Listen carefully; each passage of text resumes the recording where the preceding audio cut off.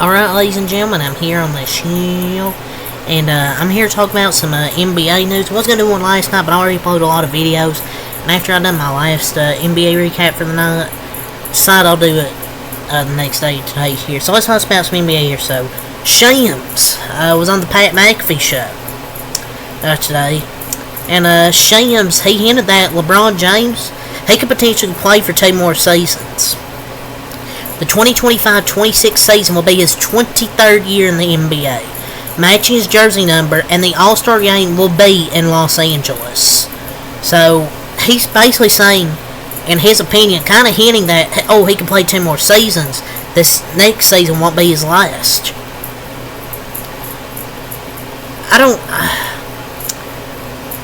I think he'll leave LA. He needs to leave LA, though. I think it's going to happen. But yeah, I definitely think he'll play at least 1 or 2 more years. I mean, he could play maybe 3, 4 more if he wanted to, because if he takes care of his body, still playing at a high level, but I don't think he'll want to play that much longer. But he's definitely going to, last dance the shit out of his retirement. I don't know when he's going to retire. But, we'll see.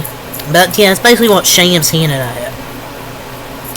So, we have now some stuff to talk about with the Chicago Bulls.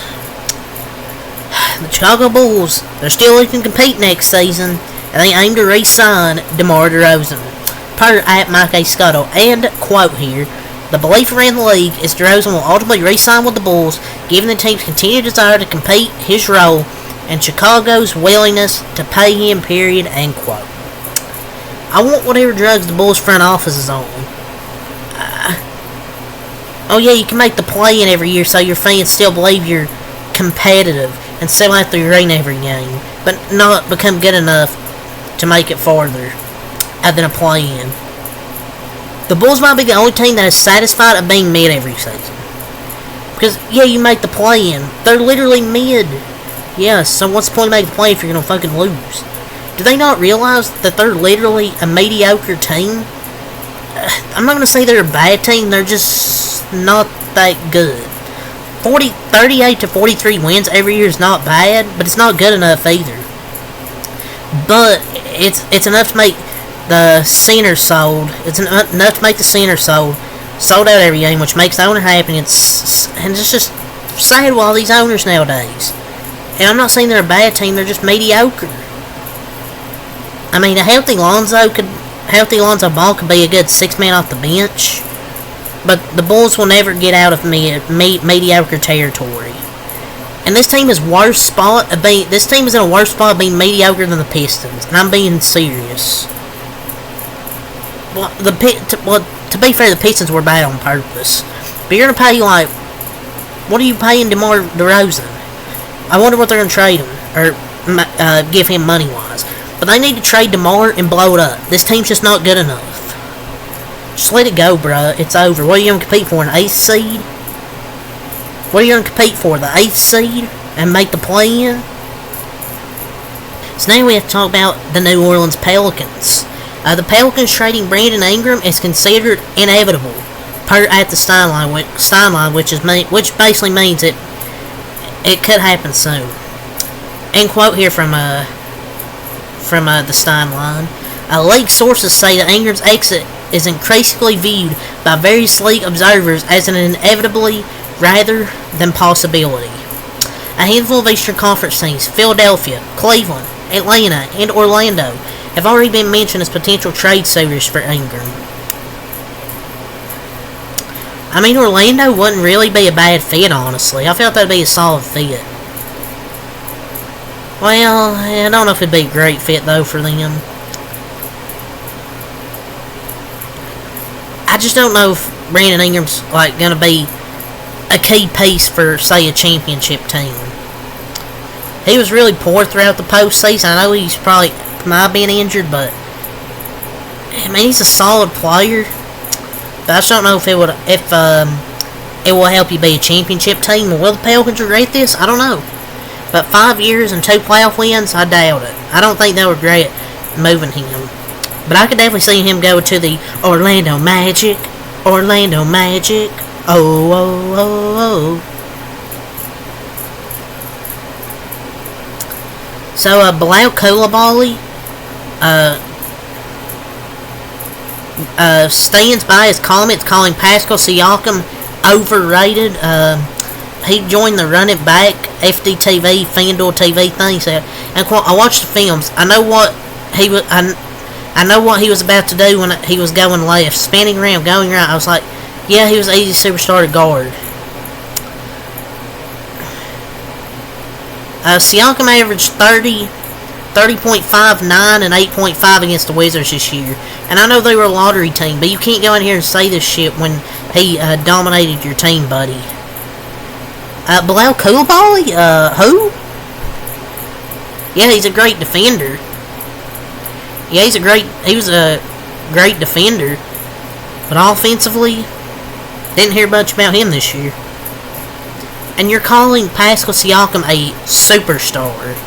I'm not going to say he's a superstar, but he's a star player.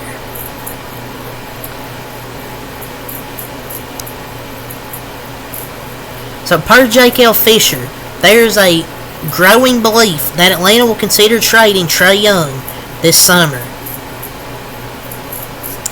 And quote, there's a growing belief among rival teams that this summer will also put All-Star Trae Young on the league's trade block.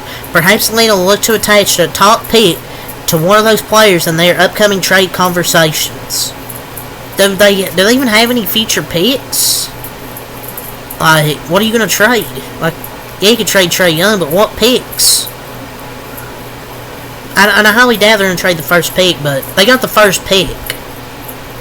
But I feel like they might keep Trae Young and try and get the first pick, trying to Alex Sarr.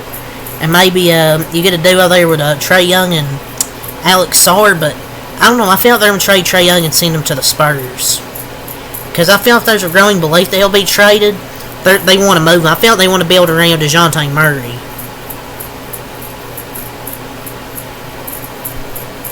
That's just what I think. So Stephen A. Smith on First Take basically talked about the Suns, says it's time to disband the Suns' Big Three. How they're not a Big Three, they're a Big Three in money, they're a Big Three in the name, but they ain't a Big Three in the level of production.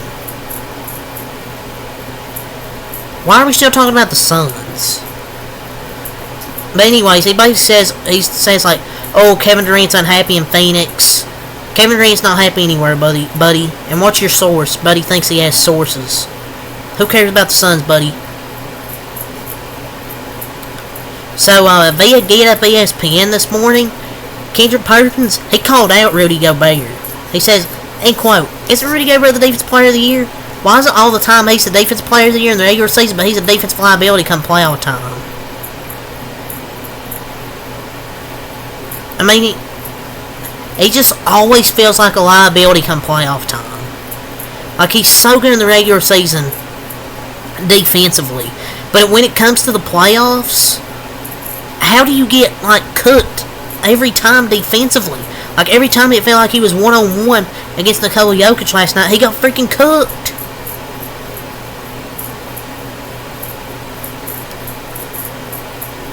Like, the dude was barbecue chicken.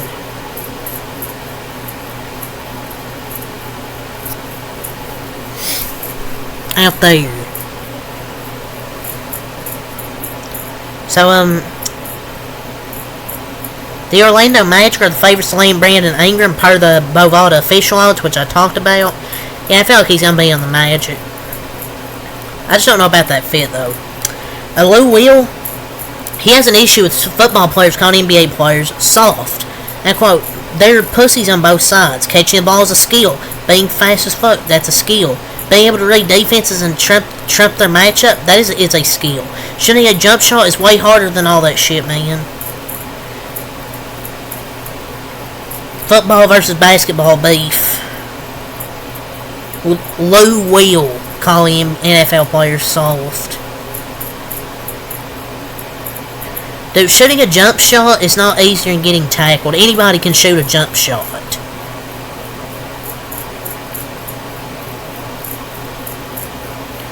Well, I mean, It's easy. I don't know. Man. I feel like both are hard. Trying to tackle somebody and shoot a jump shot, but it's not really that hard to shoot a jump shot. So, an anonymous executive says Adam Silver chose TV ratings over player and referee safety after signing not to suspend Jamal Murray for Game 3. This came out 2 days ago. We all know what's going on here, and it's a bad look. This was about protecting the TV audience for the next game or games. I mean, I thought this was obvious. I mean, yeah, it's all the NBA cares about is the money and shit like that, but who cares at this point? Per report, Miami Heat are expected to offer Bam Adebayo a contract extension this offseason. I feel like as they should. There's no doubt they're going to keep him. One of the best defensive players in the league. The Lakers, per Jovan Buchholz, they're looking to trade the number 17 pick. It will be the first time that they could use all three. It's the first time that they could use all three of their tradable first-round picks, and it's a prime opportunity for them to potentially get a third star. Whether that is a significant move like a trade for Trae Young or Donovan Mitchell, or a smaller move bringing in a 3-and-D wing or another big man remains to be seen. The Lakers are going to explore their options on draft night. My understanding is that they will be active and aggressive and try to use that pick. I feel like will anybody want that pick though? I don't think the draft is awful this year. It's just not as stacked. But I feel like people will say the draft's awful, and then it'll turn out there'll be stars and superstars just like every year that people won't expect. Or hold on. Or they could draft a good, inexpensive player who could add depth. The Big Three concept at this point in the NBA is dead.